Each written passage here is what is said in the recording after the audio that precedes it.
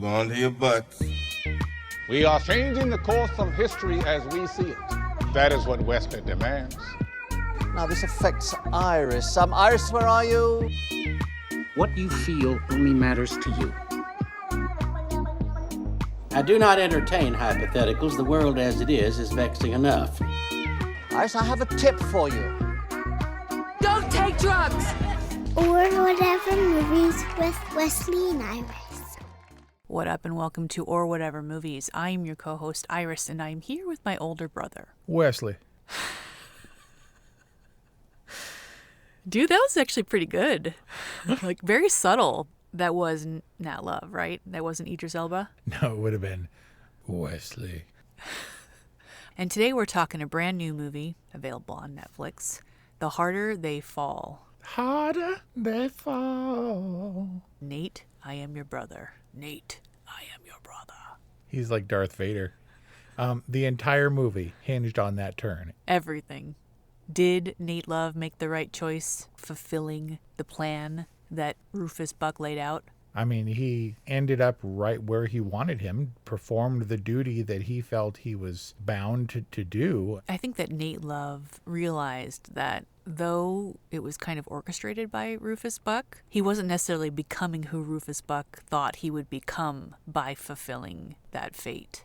He's just a different person, and his purpose, I guess, ultimately was revenge on his dad. I don't know, like, was his release from prison orchestrated for that purpose? Like, they went through a lot of trouble to break him out. I don't think anybody else knew, right? He let everybody die and was like, I'm your brother.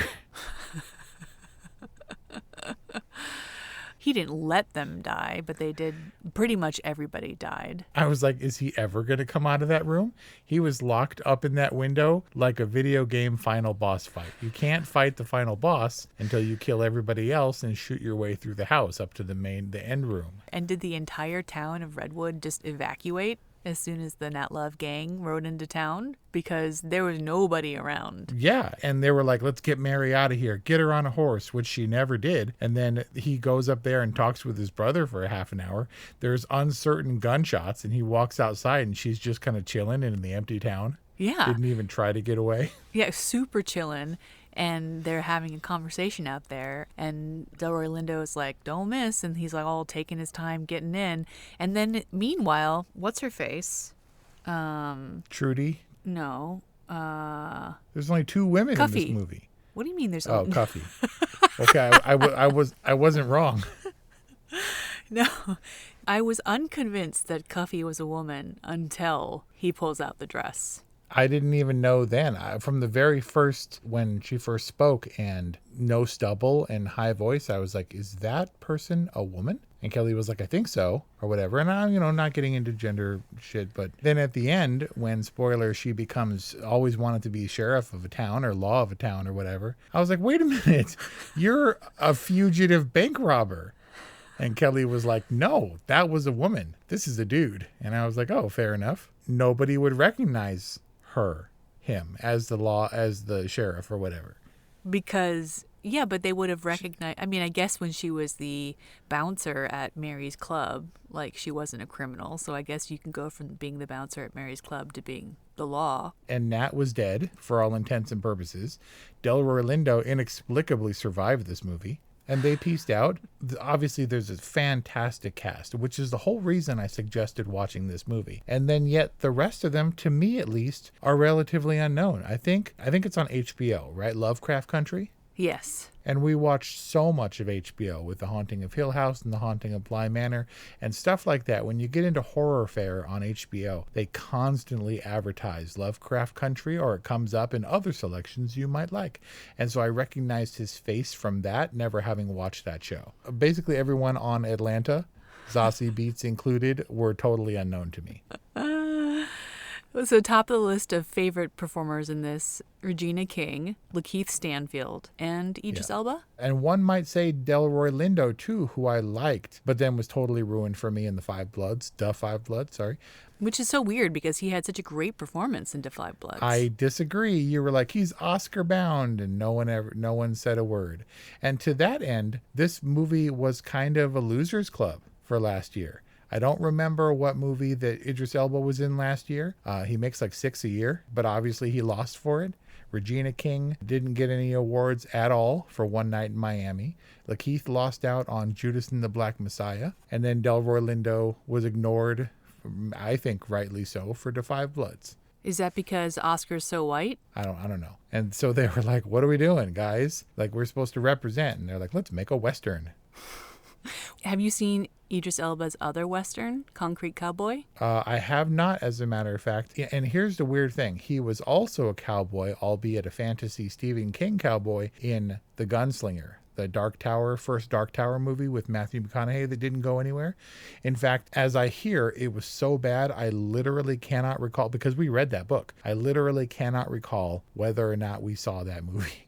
Ooh. If we saw it, it completely disappeared from my mind. Yeah, 5.6 out of 10 on IMDb. But dude, with the presence, Idris Elba, and no one, and I even liked little baby Regina King and her. She was scary and vicious, but nobody comes close to Lakeith Stanfield as Cherokee. In this movie or in general? He's got so much presence. Every time he's on the screen for me, he's magnetic. And as the bad guy, he was even scarier.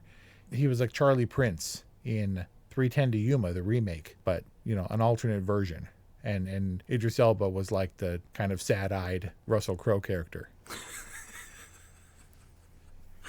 I can totally see that comparison. But you love Lakeith Stanfield. And I thought he was great, and his performance was kind of understated and yet super powerful. But really, he was pretty one note. And I don't think that's any fault of Lakeith Stanfield. I think that was kind of more of a in the writing. I don't think he had as much dimension as either of his counterparts in the Nat Love Gang, who were all kind of trading on the whole Doc Holliday vibe. Well, his counterparts in the other gang, because I think he was also one-upped in terms of style and presence and, I guess, character development by Trudy and as well as Buck. Yeah, and so I've got my nicknames for Trudy and Buck. You want to hear them? Absolutely. And also Mary. So what was it? Treacherous Trudy? Well, yeah, as opposed to gruesome Gertrude or something. That's right. Or gratuitous Gertrude something. So I've got Top Hat Mary. Yeah. Tootie Trudy. Why? Because she had major tood. Everybody had Oh. tood. What was with all the attitude, dude? This should be called The More Attitude They Have. Gravitas. And then big entrance Buck. I need to find a more elegant solution for that, but every single time Rufus Buck is introduced in the scene, he makes a grand entrance. And it takes 2 minutes to reveal this character that we've already been introduced to. I called him Golden Guns McCree. He finally got his golden guns back at the end, which are absolutely ridiculous. Like face-off Nicolas Cage level ridiculous. How so? I don't know. It's just they had all these gold accents and their pistols were all ornate. And I thought it looked a little bit silly. It was just like this weird opulence. And I get that in the real West, it wasn't all like dusty browns Exactly. and whites. It was a lot of that, but there was also a lot of color. And, Right. and she pulls out that dress and it looks absurd, but also they had those materials and then could create those colors. I mean, in Redwood, not in White City or whatever, the whitest town in America. You mean Whitesville? It wasn't Whitefield or something. It was like Maysville.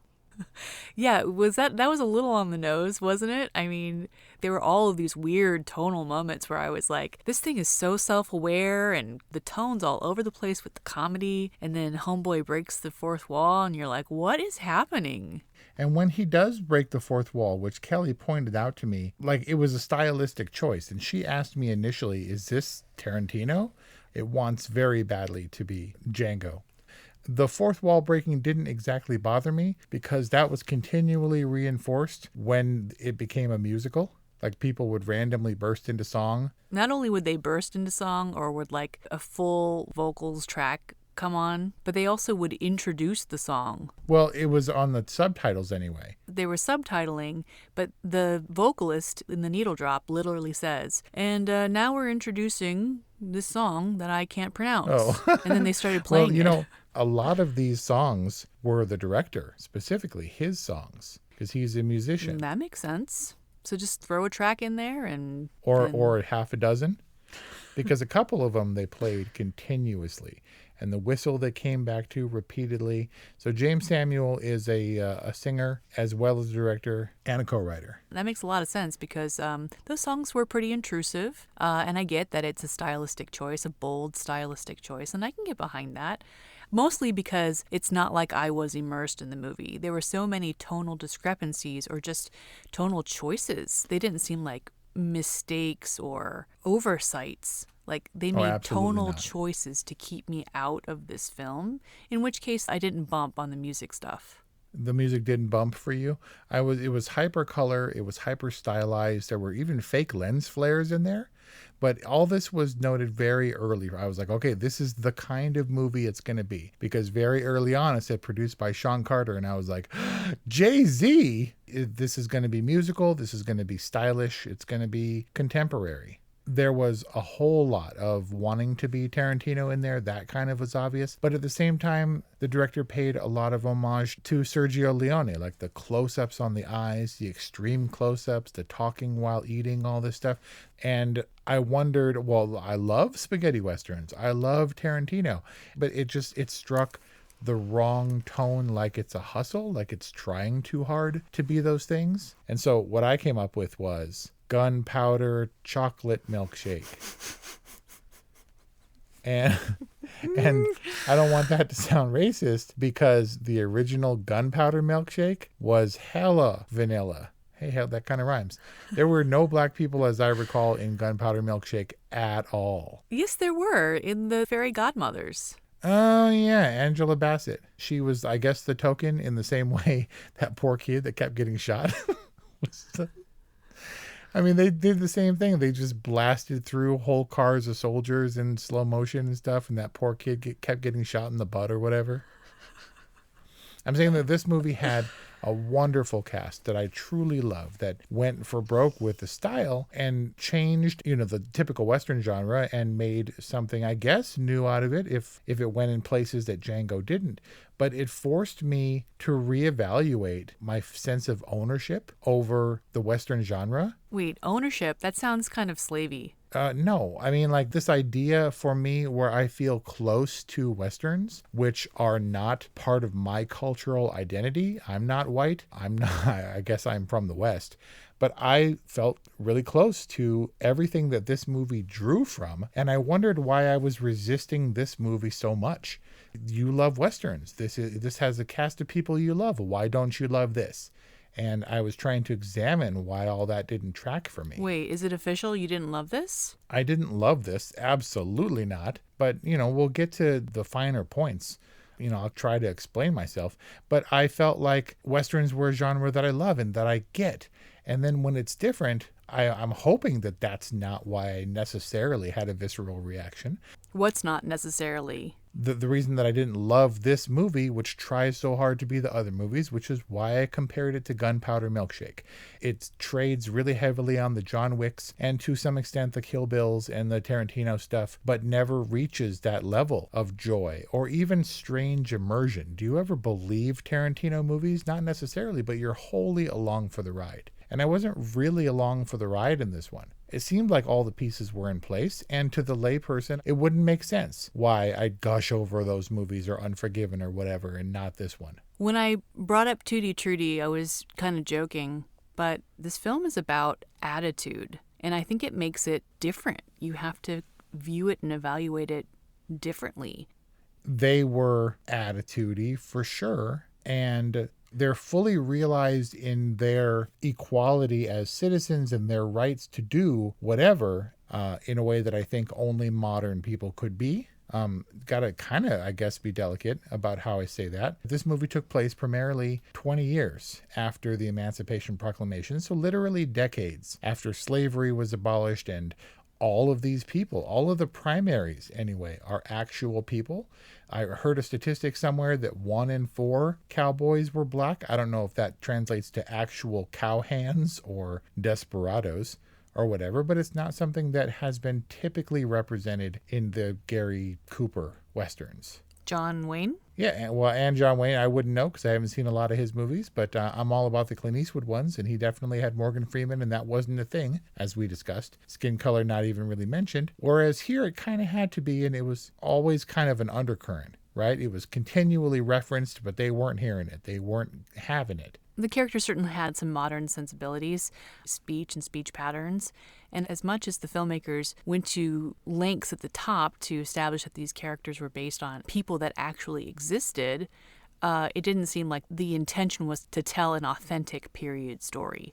I think that it was intended to be kind of a mashup. Yeah. The director actually mentioned the Avengers, which I was going to say. It's like the Avengers, but I guess more seriously, it's also a group of people. I think they were like dinosaurs. Because, there's the thing that Stegosaurus and Tyrannosaurus were like 60 million years apart. What? And like Tyrannosaurus is closer to us than it was to living in the time of the Stegosaurus, so they couldn't fight like they do at Disneyland. No way. I think some of these historical black figures were as much as like 60 years apart in some cases. Huh. Yes, Buck really existed and Nat Love really existed and Mary ran, like not the Pony Express, but she was like one of the first black postmaster generals or something.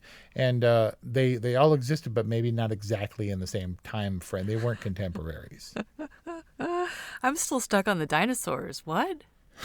Yeah. There's all kinds of stuff. There's this idea that the woolly mammoths and the pyramids existed at the same time. What? And that Cleopatra was closer in time to Justin Bieber than to the pyramids. Yeah, those are awesome. That's a weird juxtaposition. Yeah, it's so funny how we just compress time and history. Like it's just all back then. So it's an amalgamation of people, all real historical figures, just appropriated. And some of them had their actual personality characteristics, or at least their notoriety, what they were known for. But not, they were all kind of thrown together in this movie, like Elvis and James Dean and Marilyn Monroe sitting in that diner, except they had guns. When did Jerry Maguire come out? 95. And when was this movie set? This movie, 1880s, I think. So whether in the 1880s or 95, like Regina King is still the character that gives the pep talk and is well, she's a firebrand, man. She's always like the stalwart supporter and like the rock, foundation. Like the pragmatist, right? The voice of reason. She's got that great fiery, affectionate thing going on. It's like, I'm going to support you and give you an affectionate head bump. And then I'm going to go out and start talking about burning things down. Right. That was the Charlie Prince in her. We actually did get to see her throw down. She had that scary knife on a chain. That was pretty Kill Bill. But then they did that dumb thing where they're like, okay, we're going to throw our weapons away and we're going to fist fight to show how serious we are. But for all her ruthlessness, I thought her story about her cousin and the orange or whatever was maybe the best part of the movie. To give her character a real rounded perspective, you were pretty sure that she was just going to cut people's throats, right? Why do we have to give Tootie Trudy and Grand Entrance Buck origin stories? The whole sister with polio, Mary the sister with polio story and the broken ankle and the orange and all that kind of stuff. Or no, it was an apple. It was an apple because she was methodically peeling that apple as she spoke. I mean, it's so weird that you say that was the best part of the movie because that was the groaniest part. I was like, okay, I get it. Anyway, that dragged for me, and mostly because I got that Regina King was a baddie, and I got that Mary had that glare thing down, and I was like, can we just move through this scene, please? Well, I just like the idea that she would talk and talk, and you have to really believe that she would kill someone, right?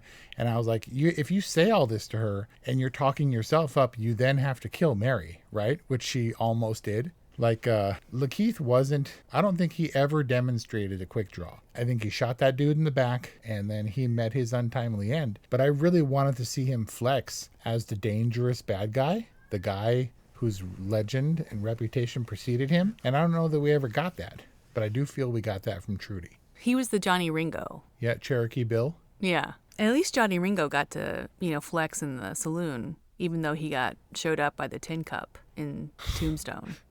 But he was ruthless. He shot the priest in the head. Spoiler. And so you're saying Lakeith never threw down? I'm saying that I waited for the opportunity, and then we had the face-off where the idiot kid was going to get his mouth closed for him by the seasoned gunman, and then he just walked away. And that part made Kelly laugh. I was practicing that showdown all night or whatever, and I was like, God damn it. Yeah, that was another one of those take you out of the film moments where the score is all tense and then immediately cuts out as soon as Lakeith is like, yeah, I'm not playing. And then he walks back into the saloon. Help me understand why I just didn't care. Because you weren't with the dude. You notice when they get to the little encampment, by the way, were all of these locations like so familiar to you? Not necessarily because of the way they were colored. They did feel very setty and contained. Oh, very setty. It just reeks of being setty and set dressed in that opening scene, in Nate Love's origin story. Oh my God, it was so staged, and like the kiss before dinner and her slapping his hand away and him being like, you know better. Like it just felt so staged. Anyway, all these locations felt familiar to me, like that little rock hideaway thing was like straight out of Django, and the Western town, also Django, also a little bit of News of the World. I felt like I recognized a lot of these locations. But anyway, when they get to that little rock outcropping for that little showdown, News of the World style, where there's the sniper up in the rocks and all that, just after they busted up the Crimson Hood gang. Right. That was the main tonal shift for me, where I was like, all right, this thing's going to be all over the place. Because they immediately start like jive talking. Is that racist to say jive talking? I don't know. Are you talking about the scene where they got ambushed and inexplicably one of the dudes shot his horse for cover? Yes. Where the horse went bam and hit the ground so they could hide behind it. Like you can hide behind a horse standing up, or, ride out of there as need dictates. Yes. And that's where I understood that this was what the stylish monster that this movie was going to be. It's like the moment you start to fall asleep and like give in, they poke you awake. So I don't think that the intention was for you to care. I think the intention was for you to be like, this is cool, and the attitude of this film works for me. I will concede I was in kind of a bad mood, and you would think that the stylishness and the violence and the tude would play into my own tude, but it kind of kept me out of it. I do think that I examined it critically. I just think that it was meant to evoke a deeper, more rounded, comprehensive world that I don't think it ever achieved, because it felt compartmentalized, because it felt limited, stagey, setty to me. For example, the conceit seemed to be that Delroy Lindo arrested Nat and threw him in the little buggy or whatever because Nat didn't want Mary and crew to be put in harm's way by coming with him.